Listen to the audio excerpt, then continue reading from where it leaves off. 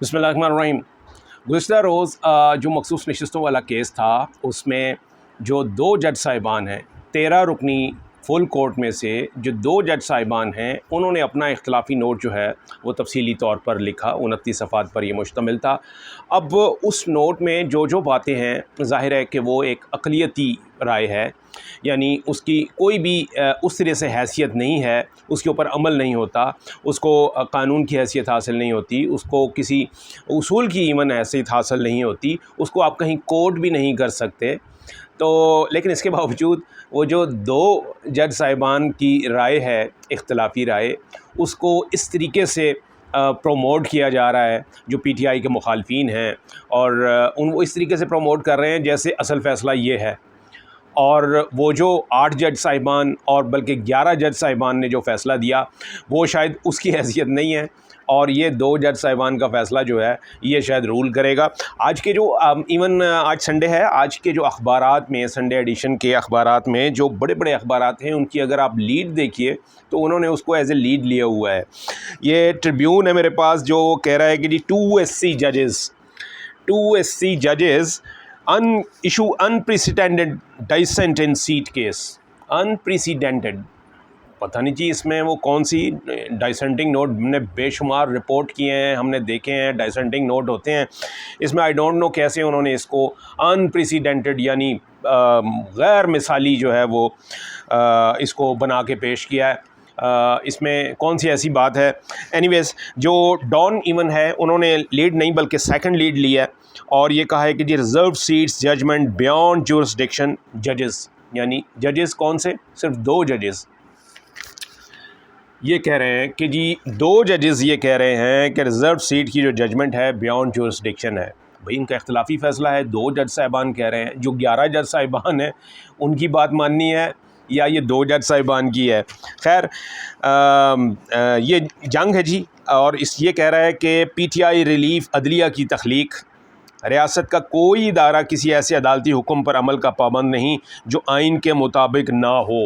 अब आप ये ज़रा लीड है जंग की, और इसमें से उन्होंने जो जो चीज़ निकाल के उस फ़ैसले में से वो की है कि रियासत का कोई आइनी इदारा किसी ऐसे अदालती हुक्म पर अमल का पाबंद नहीं जो आइन के मुताबिक ना हो।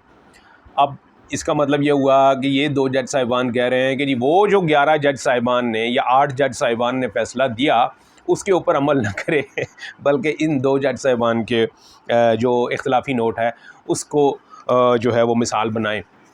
एनीवेज़, और भी दीगर अखबारात में इसी तरीके से इसको बनाया हुआ है। बात यह है कि जी कल बाकायदा डायरेक्शन भी आई है मीडिया हाउसेस को कि इसको जो है वो उठा के रखना है, इस ख़बर को सिर्फ इसलिए उठा के रखना है कि इसमें जो मखसूस नशिस्तें पीटीआई को देने का जो फ़ैसला हुआ है, ये राय जो आई है ये उनके ख़िलाफ़ है। ये कहती है कि जी ना तो मखसूस नशिस्तें उन्हें देनी हैं, ना पीटीआई के अरकान को जो सुन्नी इत्तेहाद कौंसिल के अरकान हैं, ना ही उन्हें पाकिस्तान तहरीक इंसाफ में शामिल होने की इजाज़त देनी है, ना ही उनको जो है वो मखसूस नशिस्तों में से हिस्सा देना है, ना ही उन्हें पॉलिटिकल पार्टी तस्लीम करना है, और ना ही उन्हें पार्लिमानी पार्टी तस्लीम करना है।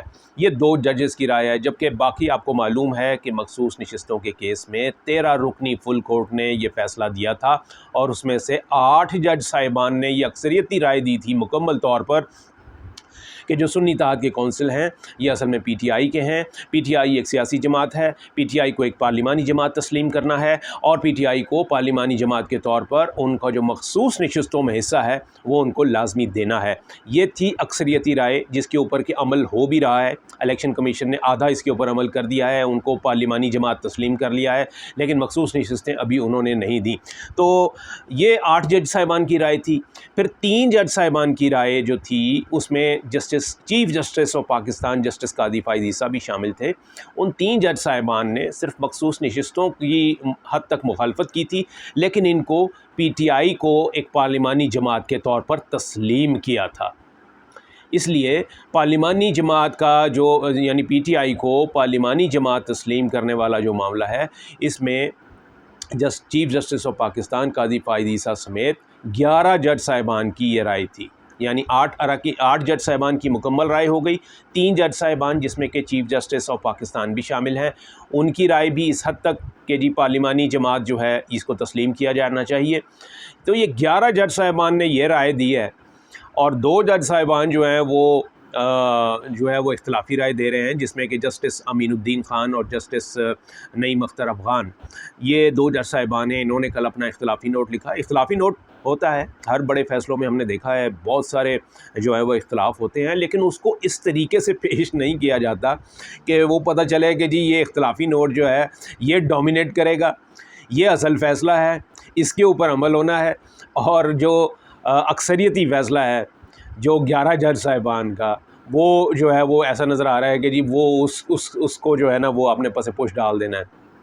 रेशो ज़रा देखिए कि कहाँ 8 और 11 जज साहिबान और कहाँ 2 जज साहिबान। तो उसको उतनी ही आप वेटेज देंगे ना जितनी होती है। देखें, ये जुरिस्डिक्शन का जुरिस्प्रूडेंस का ये रूल है, ये उसूल है कि कहीं पे भी अगर 3 फुल कोर्ट में 3 जज साहिबान हो और उनमें से 2 जो हैं वो किसी का इवन फांसी का मुल्ज़िम है, उसको 2 कहें कि फांसी लगनी है और 1 कहे कि नहीं लगनी, तो जो 2 का हुक्म होता है उसके तहत मुल्ज़िम को फांसी लगा दी जाती है। ऐसा नहीं होता कि वो अक़लियती जो राय देने वाला जज है उसकी बात जो है उसको वो वज़न दी जाएगी। वो बिल्कुल यानी कि उसकी ज़ीरो सिग्निफिकेंस होती है। यहाँ तक कि वकला जो हैं, यानी बड़े बड़े वकला बड़े बड़े केसेस में जब अपना ये पीएलडी के तौर पे या नज़ीरों के तौर पे जब ये केस पेश करते हैं, मिसालें पेश करते हैं अपने किसी भी केस के को सपोर्ट करने के लिए, तो उसमें वो अक़लियती जज साहिबान की जो राय होती है उसको नज़ीरों के तौर पर नहीं पेश किया जाता। अगर पेश किया भी जाए तो फ़ौरन जज साहिबान उसके ऊपर ऑब्जेक्शन करते हैं कि जी ये माइनॉरिटी राय थी, हमने वो देखना है, प्रीवेल वो करेगी, मिसाल उसकी दें जो अक्सरियती राय है। तो यहाँ पर सूरत हाल बड़ी अजीब कि खैर इसमें जज साहिबान का तो कोई दोष नहीं है।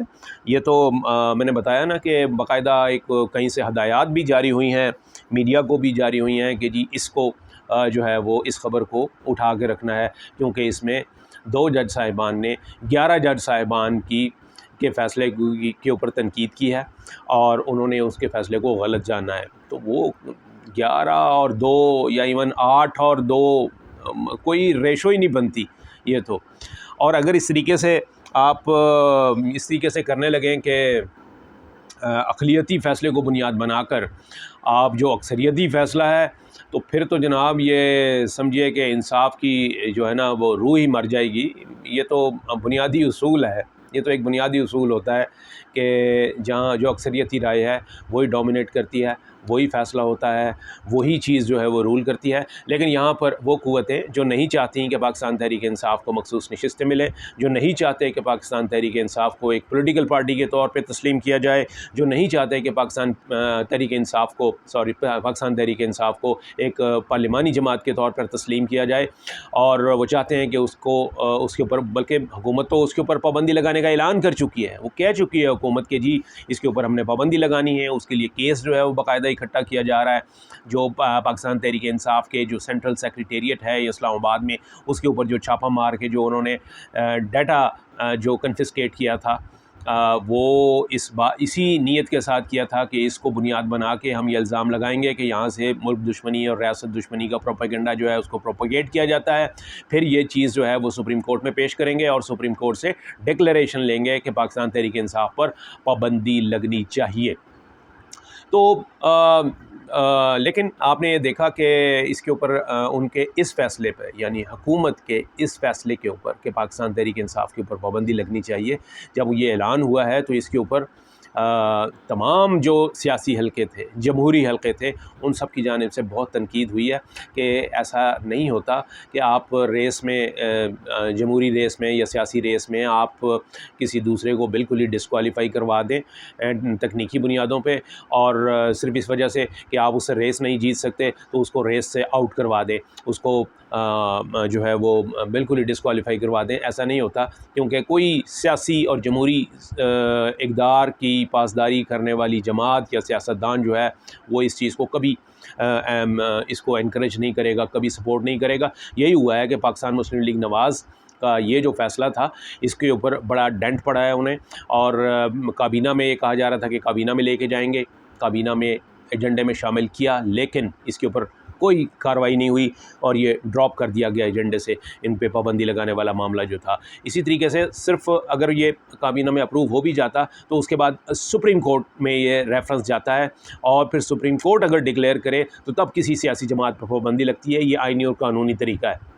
तो उन्हें पता था कि हम अगर सुप्रीम कोर्ट में लेके जाएंगे तो अभी ऐसा सच कोई सबूत नहीं है और हमारा केस जो है ये उड़ा के रख दिया जाएगा। तो इस वजह से ये वाला आइडिया ड्रॉप हो गया है। लेकिन अब इस तरीके से, यानी ये अब जो है वो 2 जज साहिबान के अक़लियती फ़ैसले को उठा के जो है वो नाराबाजी की जा रही है और शो ये किया जा रहा है, देखो 2 जज साहिबान ने क्या कह दिया, और ये नहीं देख रहे कि उन 11 जज साहिबान ने क्या कहा।